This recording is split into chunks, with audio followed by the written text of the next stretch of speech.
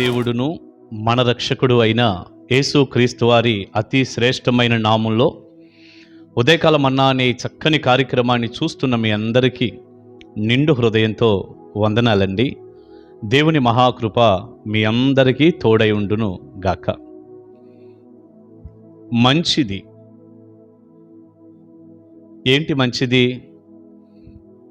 ప్రియులారా, ఈ రోజున మన జీవితాల్లో ఏదైనా ఒకటి మంచిది అని మనం అనుకుంటే దానిని చేస్తామా చేయమా? మీరే చెప్పండి. చెడ్డది అనుకున్నది మనం చెయ్యం.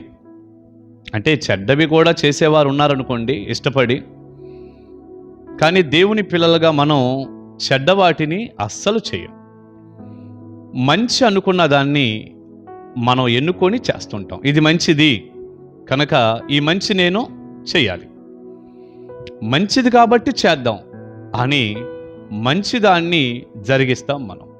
అది ఏదైనా కావచ్చు.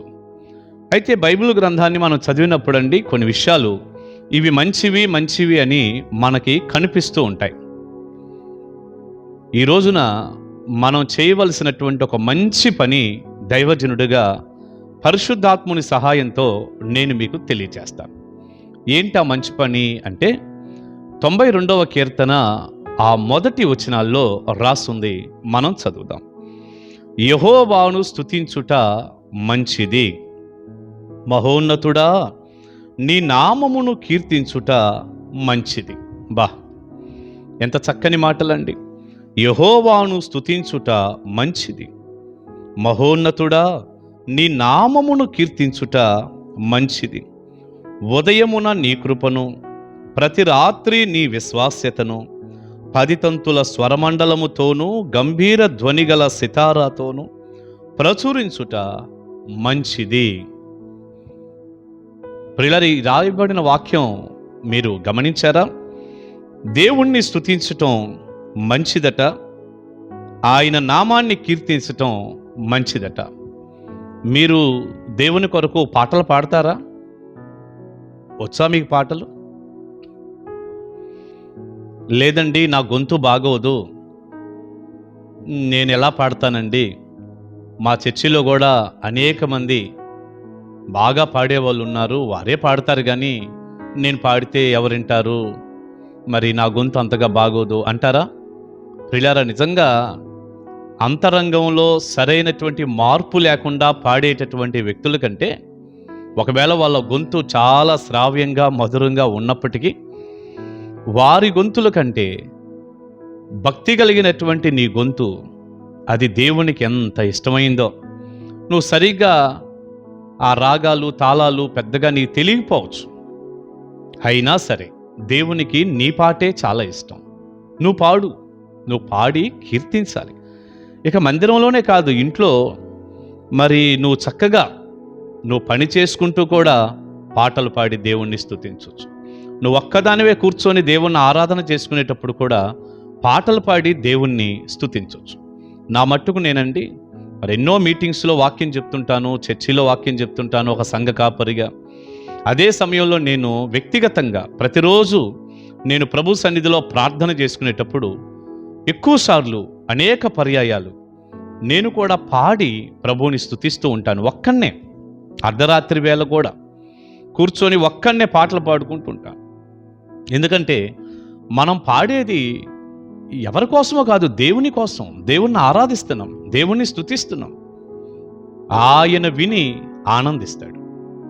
ఆయన్ని కీర్తించటం, ఆయన నామాన్ని కీర్తించటం, ఆయన నామాన్ని గూర్చి స్తుతించటం మంచి పని అని బైబిల్లో ఉంది. ఇక దేవుణ్ణి స్తుతించటం మంచి పని. నువ్వు పాటలు పాడినా, స్తుతులు చెప్పినా, స్తుతిస్తారా దేవుణ్ణి మీరు? ప్రభువా నీకు వందనాలయ్యా, నీకు స్తుతులయ్యా, నీకు స్తోత్రాలయ్యా అని దేవుడు చేసిన కార్యాలన్నిటిని బట్టి, చేయబోతున్న కార్యాలను బట్టి మీరు స్తుతించే వ్యక్తులు ఉన్నారా? స్తుతించటం చాలా మంచిది. ప్రియబిడ్డ, ఈ రోజుకి నేను దేవుని సన్నిధిలో ప్రార్థించేటప్పుడు దాదాపుగా ప్రతి ఉదయకాలం నేను మోకరించి మోకాళ్ళ మీదకు వచ్చి ప్రార్థించేటప్పుడు మొదటిగా నేను చేసే పని అదే. దేవుడు ఏమై ఉన్నాడో దానిని బట్టి నేను దేవుణ్ణి స్తుతిస్తాను. చాలా గొప్ప దేవుడు, గొప్ప కార్యాలు చేశాడు బైబిల్ అంతట్లో, నేను స్తుతిస్తాను. తిరిగి రెండవదిగా నా జీవితంలో ప్రభు జరిగించిన కార్యాలన్నిటి కొరకు స్తుతిస్తాను. మరో మాట చెప్పనా, నా జీవితంలో కొన్ని నేను అనుకున్నాయి జరగల, అవి నాకు బాధను కష్టాన్ని కలిగించి ఉన్నాయి. వాటిని బట్టి కూడా ప్రభువుని స్తుతిస్తాను. జరగని వాటిని బట్టి కూడా సైతాను సిగ్గుపడిపోతాడు. ఎందుకంటే నా జీవితంలో ఏదైనా ఒకవేళ జరగలేదు అంటే అది దేవుని యొక్క మంచి ఉద్దేశం. అందులో కూడా దేవునికి ఒక మంచి ఉద్దేశం ఉంది. నా మానవ మనసు దాన్ని గ్రహించలేకపోవచ్చు. నేను మాత్రం దేవుణ్ణి స్తుతించి ఆరాధన చేస్తాను. తిరిగి మరో మాట చెప్పనా, రాబోయే రోజుల్లో దేవుడు ఎన్నో కార్యాలు చేయబోతున్నాడు నాకు. వాటన్నిటిని బట్టి దేవునికి ముందుగానే స్తుతులు వందనాలు చెల్లిస్తాను. ఈ రీతిగా చాలా సమయం, ఉదయకాలం 1 గంట ప్రార్థనలో ఉన్నాను అనుకోండి, చాలా సమయం దేవుణ్ణి స్తుతించటంతోనే గడిచిపోతుంది. నేను పెద్దవారైనటువంటి భక్తుల దగ్గర ఈ విషయాలు నేర్చుకున్నాను. ముఖ్యంగా దైవజనులు పాల్ యాంగిచో గారి పుస్తకాలు నేను చదివినప్పుడు వారి అనుభవాలలో నుండి ఈ సంగతి నేను ఒక యవ్వన సేవకుడిగా దాదాపు 20-25 సంవత్సరాల క్రితం నుండే ఆ బుక్స్ చదివి నేను నేర్చుకున్నాను. ఈ రోజుకి ప్రతి దైవజనుడు, ఆత్మ సంబంధమైన సేవకులు, విశ్వాసులందరూ దేవుణ్ణి ఈ రీతిగానే స్తుతిస్తుంటారు. మంచిది, మీరు దేవుణ్ణి స్తుతించే వ్యక్తులైతే చాలా మంచిది, మంచి పని అది. తర్వాత మరొక మాట అన్నాడు, ఉదయమున నీ కృపను, ప్రతి రాత్రి నీ విశ్వాస్యతను 10 తంతుల స్వరమండలముతోనూ గంభీర ధ్వనిగల సితారాతోనూ ప్రచురించుట మంచిది. ప్రచురించుట మంచిది. ఆయన గురించి తెలియచేయటం ప్రతిరోజు, ప్రతి ఉదయం ఆయన కృపను, ఆయన విశ్వాస్యతను, అది ఉదయం కానీ రాత్రి కానీ ఆయన కృపను, విశ్వాస్యతను మనం ప్రచురించటం మంచిది అన్నాడు. ప్రచురించటం, తెలియచేయటం, అనేక మందికి బోధించటం, ప్రచురించటం చాలా మంచిది. ఈరోజు దేవుని పని చేస్తూ దేవుడు ఇంత గొప్ప దేవుడు అంటూ చక్కటి ఇన్స్ట్రుమెంట్స్ కూడా ఇక్కడ ఉన్నట్టు మనం గమనిస్తాం. 10 తంతుల స్వరమండలంతో, గంభీర ధ్వనిగల సితారాతో చక్కగా ఆయన నామాన్ని గూర్చి ప్రకటించటం, స్తుతించటం, ఆరాధన చేయటం, ఇవన్నీ కూడా చాలా మంచివి. ఈ మంచి పనులన్నీ మీ జీవితంలో కలిగి ఉండండి. ఎవరికైనా దేవుని గురించి కూడా చెప్పండి, పరిచయం చేయండి, అది ఎంతో మంచిది. 4వ వచనంలో అన్నాడు, చక్కని మాట చదివి ప్రార్థన చేద్దాం. ఎందుకనగా అంటూ స్టార్ట్ చేశాడు. అంటే ఇలా స్తుతించటం మంచిది అనుకుంటున్నాగా. ఎందుకంటే యెహోవా నీ కార్యము చేత నీవు నన్ను సంతోషపరుచుచున్నావు, నీ చేతి పనులను బట్టి నేను ఉత్సహించుచున్నాను. యెహోవా నీ కార్యములు ఎంత దొడ్డవి, నీ ఆలోచనలు అతి గంభీరములు. ప్రియులారా, కీర్తనాకారుడు అంటున్నటువంటి గొప్ప మాట, ఎందుకు నిన్ను స్తుతించటం మంచిదంటే నీ కార్యముల చేత నీవు నన్ను సంతోషపరుచుచున్నావు, నీ చేతి పనులను బట్టి నేను ఉత్సహించుచున్నాను.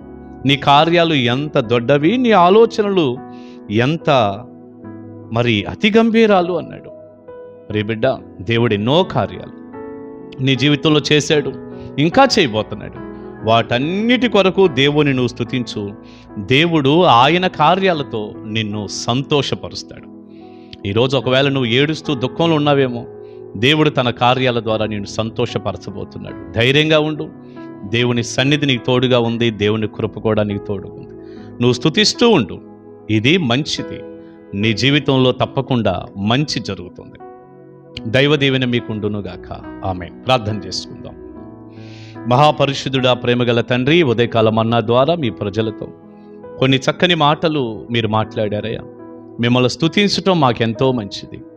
అలా స్తుతించినప్పుడు మా జీవితాల్లో ఎన్నో గొప్ప కార్యాలు గతంలో చేశారు, ఇంకా చేస్తారు అయ్యా. మీ కార్యాల ద్వారా మీరు మమ్మల్ని సంతోషపరిచే దేవుడు ప్రభువా, మమ్మల్ని సంతోషపరిచే దేవుడు. అట్టి సంతోషము, దీవెన, ఆశీర్వాదాలు నిండారులుగా మీ పిల్లలకు దయచేయమని కృప చూపించమని, మిమ్మల్ని స్తుతించే మంచి పనిలో పిల్లలను వాడుకోమని యేసు నామాని ప్రార్థన మనవులు అడుగుచున్నాను తండ్రి. Amen. Amen. God bless you. దేవుని కృప మీకు తోడై ఉండును గాక. కలుసుకుందాం.